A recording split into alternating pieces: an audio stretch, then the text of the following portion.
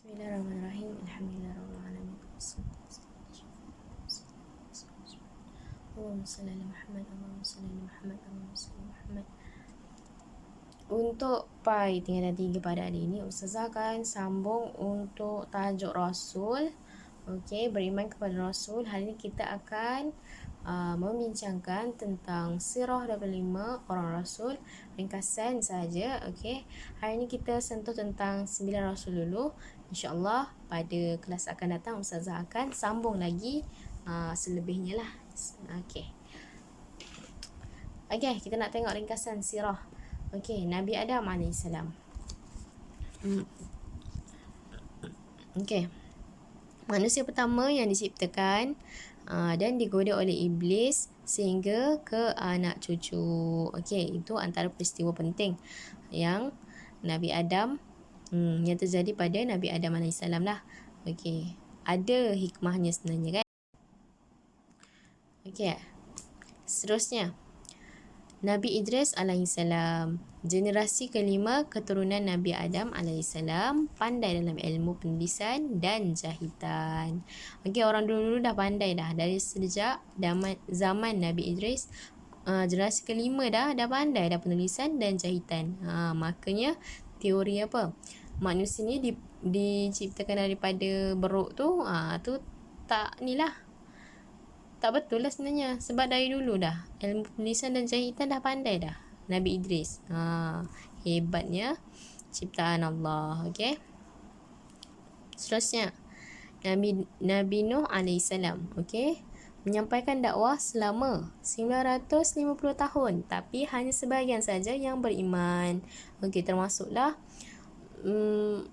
isteri dan anaknya pun tak beriman.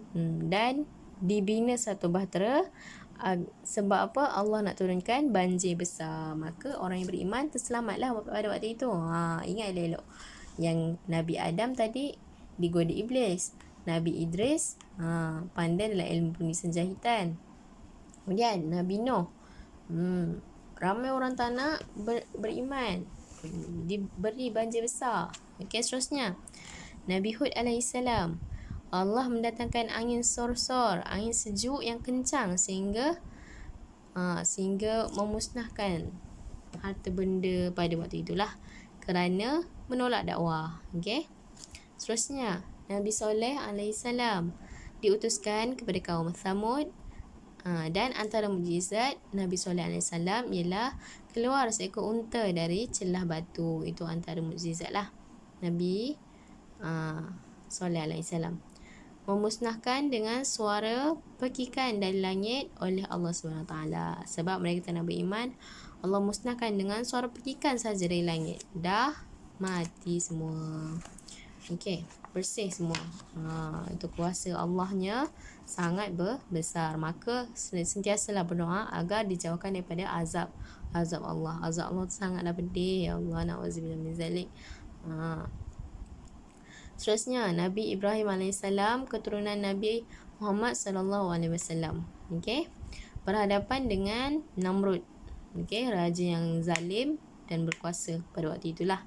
Dan anaknya Nabi Ismail AS diperintahkan untuk menyembelih. Anak yang lama diinginkan, tiba-tiba dia suruh sembelih juga. Okey, turutkan juga. Maka di situlah diangkat Nabi Ibrahim dan Nabi Ismail. Terciptalah satu pengorbanan pada waktu itu. Okey, korban-korban tu peristiwa inilah Nabi Ibrahim dan Nabi Ismail. Seterusnya dicampak dalam api tapi tak membakar. Okey, seterusnya Nabi Lut AS, anak saudara kepada Nabi Ibrahim AS. Kaumnya mengamalkan jenayah liwat. Maknanya sejenis lah kat sini. Dan Allah menurunkan hujan batu dan menterbalikkan bumi atas mereka. Na'udzubillah min zalik. Okey, minta dijauhkan. Okey, seterusnya Nabi Ismail AS berhijrah ke Mekah bersama Siti Hajar, Sayyidatina Siti Hajar dan Nabi Ibrahim AS, ibu dan ayahnya, dan membantu bapanya bina Kaabah. Okey, inilah Nabi yang disembelih oleh ayahnya sendiri Nabi Ismail. Ini Nabi Ibrahim menyembelih Nabi Ismail. Kemudian ditukarkan Allah dengan binatang. Okey.